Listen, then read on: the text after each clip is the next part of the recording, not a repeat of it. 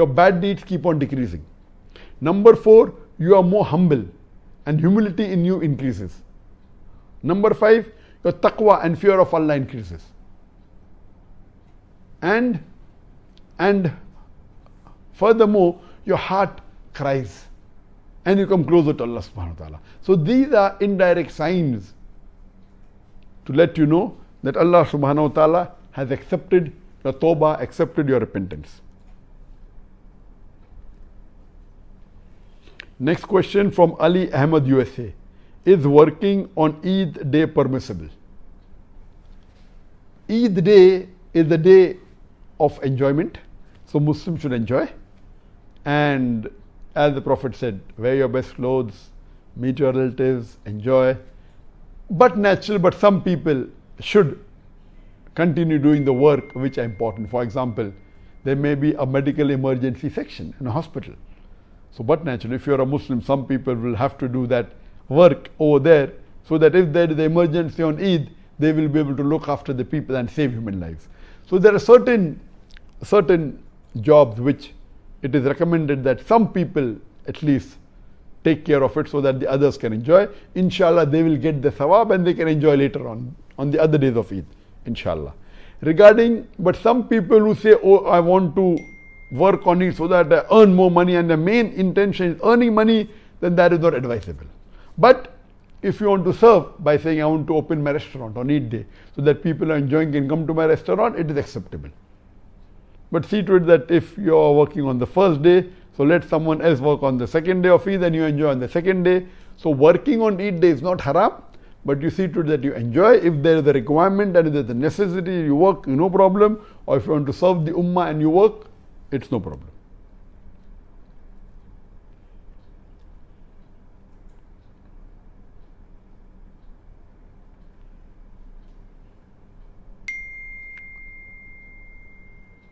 There is a question from Shafalia Yunus, Derby, UK. Assalamu alaikum. I am from the UK and have a question regarding nullification of the fast. I met Dr. Zakir Naik many years when he came for the Global Peace event in UK. I also sent him an email many years ago. He inspired me to pursue Islamic education. I am his number 1 fan. MashaAllah. How you inspired me. My father listened to many Maulanas and I could not understand them due to language barriers. Then one day, as I was walking through my living area, I heard you in the background and Alhamdulillah never stopped since then. I attended 2 of your talks in the UK many years ago. I have now studied Islam for 17 years and teach it in my locality for free. I set an online institute that's CPD accredited and offer free Islamic courses that are available for free download. My way of research has been greatly inspired by you. I had enrolled on a computer course and changed to Islamic studies after hearing your talk on women's rights and the prohibition of free mixing, as my computer class was full of males and I was the only female. I decided to pursue a different path. Jazakallah khair for inspiring me. My question is regarding cupping. As we have 2 hadith in contradiction, has the latter one, the Bukhari hadith, abrogated the earlier one in Abu Dawud? A similar question from Zubair Ahmed from India.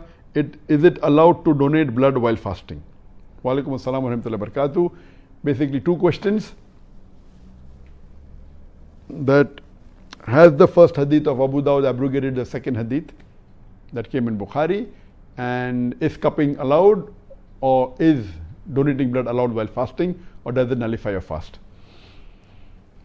As far as cupping or donating blood, does it nullify the fast? Does it break the fast? There are different opinions among the scholars.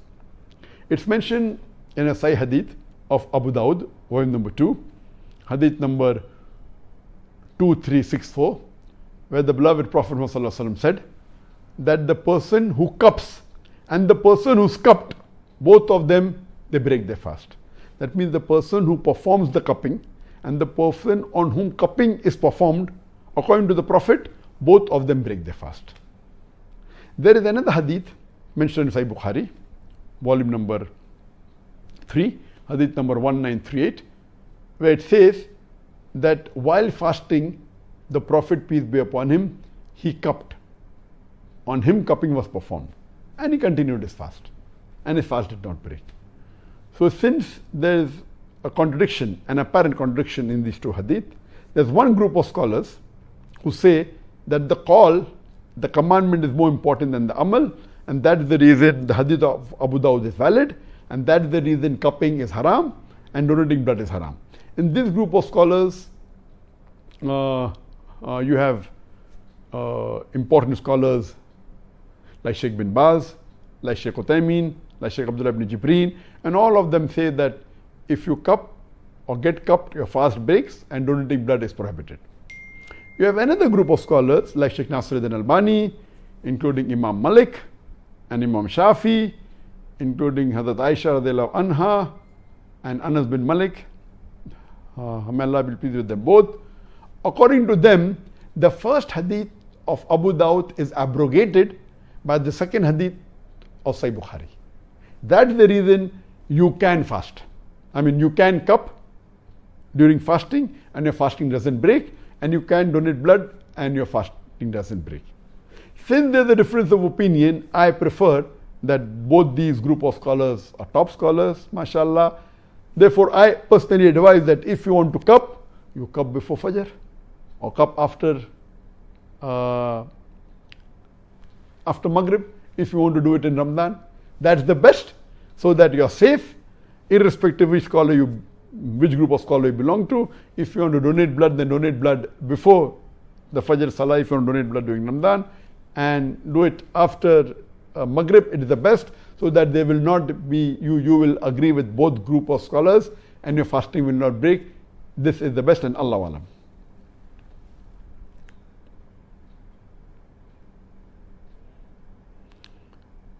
The next question from Muhammad Waqas, Pakistan.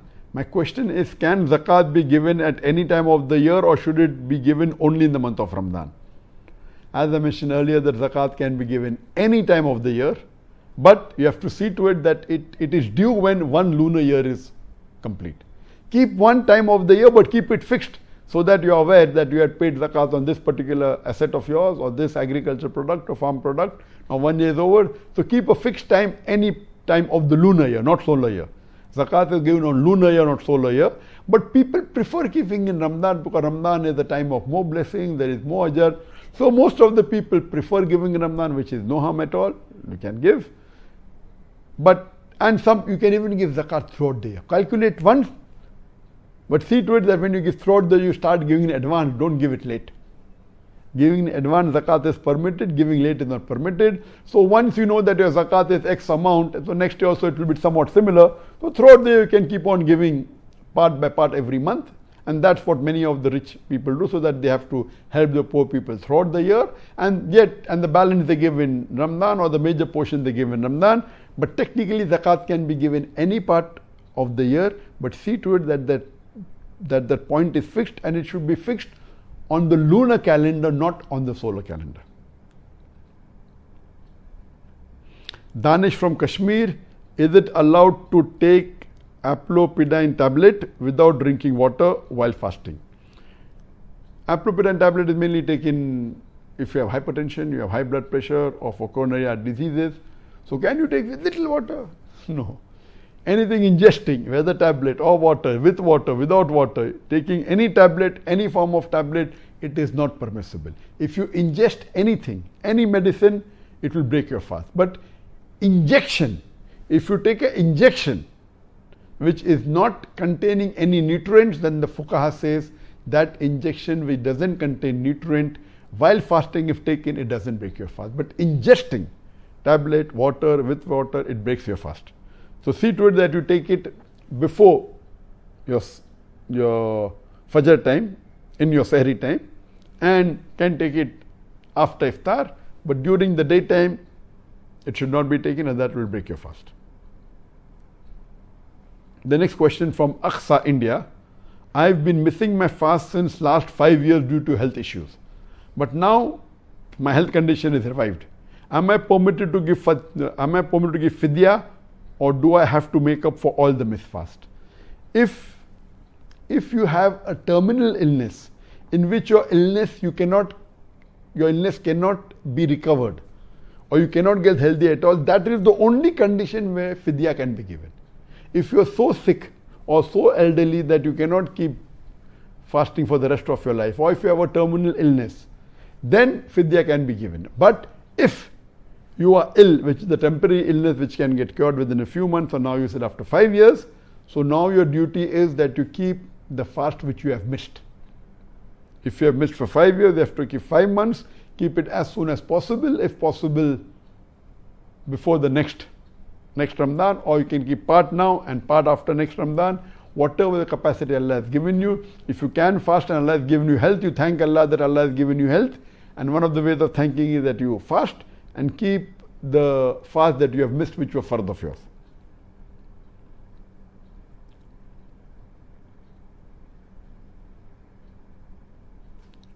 The next question is, my father had money in a bank, but now the bank is not giving him back money. Do I need to count this money in our zakat? As far as if you have given money to someone as a loan, or given in the bank, or for any business, whatever it is, if it's a receivable for you, I'm giving a generic answer. If it is receivable for you, it's called as two types: a secured loan or unsecured loan. A secured receivable or an unsecured receivable. If it is a receivable which is secured, which you know you're surely going to get it, then it's your duty that you have to give zakat every year. You cannot delay it. But if it's an unsecured receivable, or you give in loan and you know that your friend may not be in a position to repay your loan, or your bank and bank is not going to give back, then it becomes an unsecured loan. So in this case, you need not give zakat, but the day you get it back, if you are given loan and you think your friend will not give back your loan, and if he gives back after 5 years, then you have to pay the zakat of all the 5 years backlog. So if you give maybe $100 and he gives back as loan to you, then $2.50 into 5 years, you have to give $12.50 on every $100 loan given. So if you get the loan and if you have not paid zakat, you have to give all the backlog years as zakat.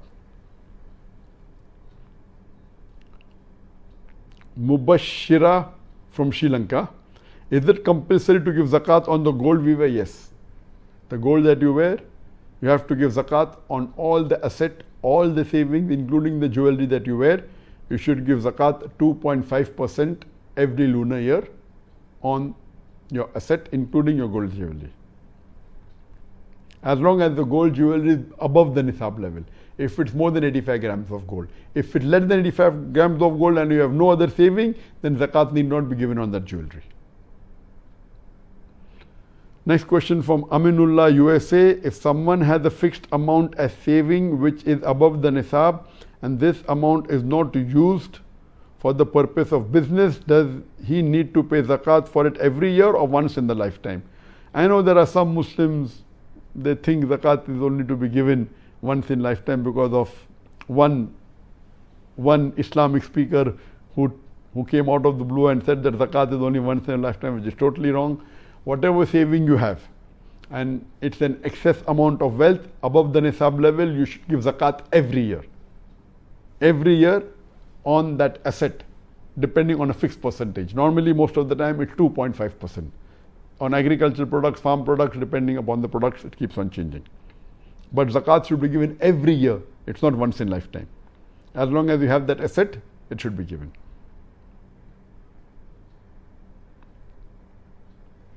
The next question from Asim Ali from Fiji.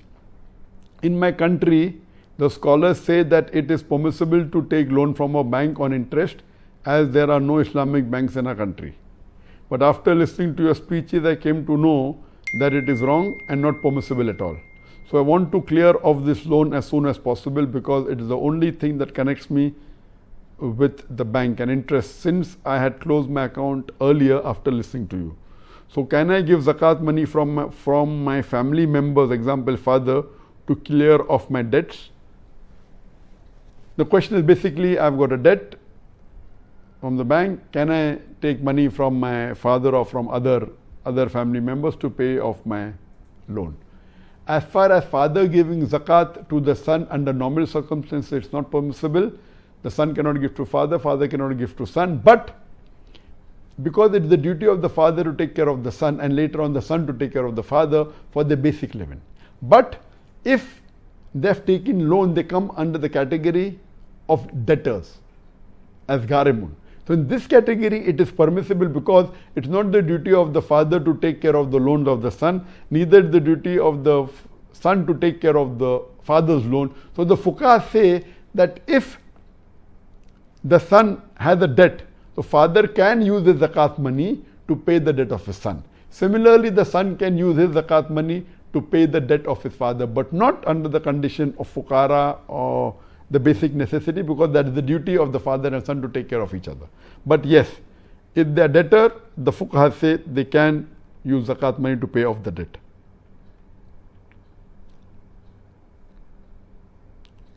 Another question from Imran from India. Can I take suhoor without taking a bath after a nightfall? If you get up for suhoor and if you have a nightfall or nocturnal immersion, or if you have a relationship with your wife, it is preferable to take bath as soon as possible. But if you get up a time and the time is only about 15 minutes for suhoor to end, then you can take suhoor. Taking a bath is not fard, it is preferable as soon as possible. But if time is limited, you take suhoor, and after the adhan, if the suhoor time is over, have a quick bath so that you can pray a Fajr Salah. So you can fast even in the state of ceremonial impurity, it is permissible, but take a bath as soon as possible so that you can pray your Fajr Salah, which is a fard.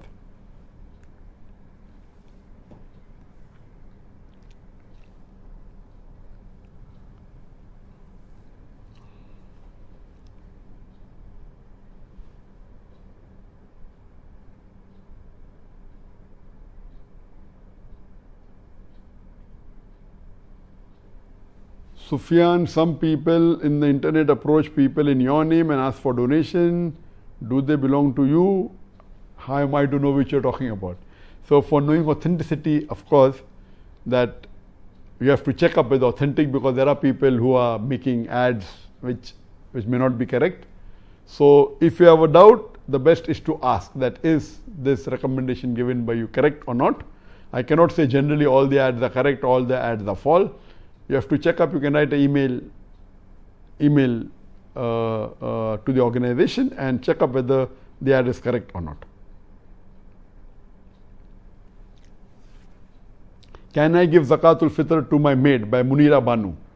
If your maid falls in the category of extremely poor, extremely needy and has no provision, then yes, you can. But if she's a maid, you are giving salary and she's not in the extremely poor, then no. You are giving a very less salary to her, where she falls in the extremely poor category and she cannot take care of a basic need, then you can give her. But if she doesn't fall in the extremely poor category, you cannot give her Zakatul Fitr, but you can give Zakat money.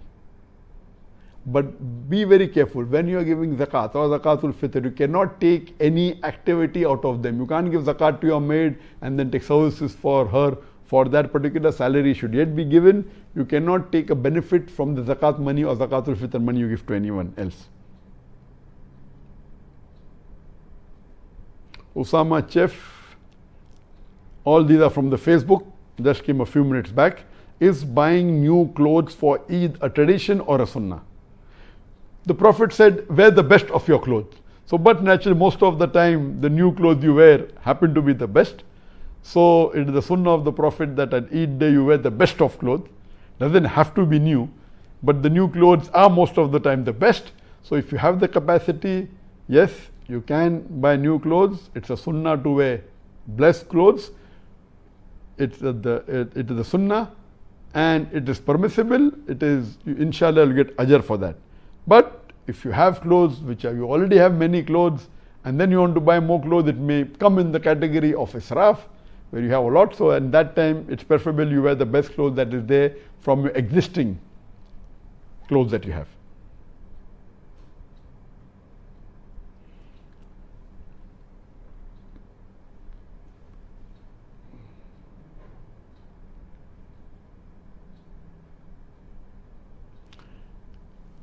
The question from Zayed Khan, India. Do we have to eat dates or any sweet before going for Eid prayer? Yes, it is the sunnah of the Prophet Muhammad, very sunnah which I discussed in the last session. But one of the sunnah is the Prophet ate odd number of dates before he went for the Eid Salah. Odd number, 1, 3, 5, 7. So this was the sunnah. So even for us as Muslims, we follow the sunnah and we eat odd number of dates before we go for our Eid Salah. Time is running short. I will just try and take one more question.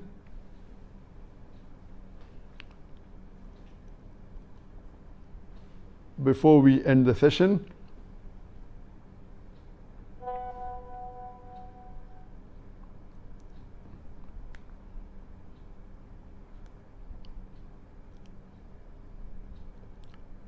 And the last question of this session and of this month of Ramadan is from Kubat Khan. If somehow someone gets impure, wet dream during suhoor time, should he take bath before Fajr for one's fast to be valid? It's a similar question. I said that taking bath is preferable, but it is not a fard. And even while fasting, if you have a wet dream or a nocturnal emission, your fast does not break as long as it's not done purposely. So if there is involuntary emission, when you get up, your fasting does not, even while fasting doesn't break, you see to it you have a ghusl as soon as possible. And we end the last session of the series, Ramadan A Day with Dr. Zakir. I would like to thank all the viewers and all who have given the various messages on the social media and all of them who have asked questions. I thank all of you, and just to remind you that inshallah I will be calling one person on the video WhatsApp call from those questions which have not been answered. And let me remind you again that after the Ramadan month is over, inshallah, from next week, I will be inshallah handling a live question answer session every Saturday, 11:30 Malaysia time. That is 3:30 GMT. So let me remind you again that after Ramadan, it will be only once a week I'll be handling, and the topic would be Ask Dr. Zakir. I will not be giving a talk to have more time for the question answer session. Similarly, you can keep on asking questions on the social media platform. The best is to ask on the WhatsApp. You can ask on the same number, and it will be every Saturday, 11:30 Malaysia time, so that it's prime time in the Indian subcontinent. In Bangladesh, it will be 9:30, which is the prime time. In India, it will be 9 o'clock every Saturday, 9 p.m., which is again a prime time. In Pakistan, it will be 8:30, again a prime time, 8:30 in the evening. So inshallah, till we meet again next Saturday at 11:30 Malaysia time, 9:30 Bangladesh time, I wish all of you Assalamu alaikum wa rahmatullahi wa barakatuh wa akhiru da'wana alhamdulillahi rabbil alameen.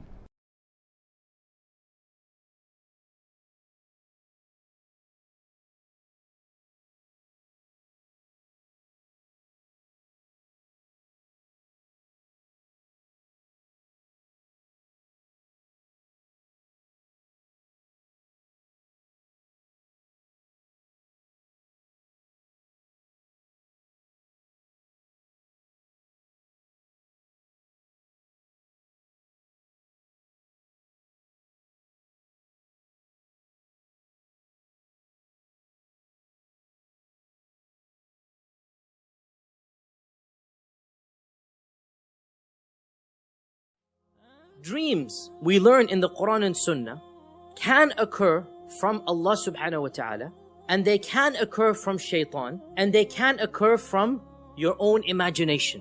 We said dreams are of three types. Number one, dreams of your imagination. In Arabic, this is called hadithun nafs. Comes from your imagination. So for example, one of us is wanting a very fancy car. You want to buy the latest model of the Jaguar or the Mercedes or something, right? You're thinking about